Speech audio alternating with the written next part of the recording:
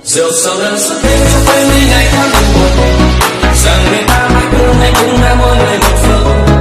Nàng có hay nhớ trong khi xưa ta đã nói những lời, dù ngày sau có ra sao ta vẫn muốn bên người thôi. Nàng sợ ta chỉ chính bao năm không có đi trở lại. Có 4 thằng chứ mấy. Lên, muốn làm gì gọi lại phải lên. Tao về không kịp đâu mấy đứa ơi. Quậy lên nào. Quậy lên, không biết ngu đùi luôn. Quậy lên nào, hết thật. Mày không thoát được bao con trai.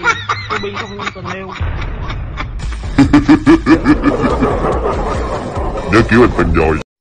Vô đây tao khô máu với mày luôn á ha. Mạnh miệng nhẫn ha. Để tao chờ coi người bố láo được bao lâu. Ủa mà sao nhiên mắt em thì anh nhìn mày thấy ghét quá tao bắt cho bỏ ghét. Chứ cái mặt anh thấy cưng quá ha. Dĩ nhiên má tao nói tao đẹp trai nhất sớm luôn á. Đẹp trai như khỉ á. Nhìn kỹ giống trâu nhìn lâu giống chó.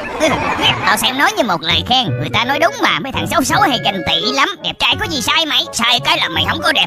Cái đồ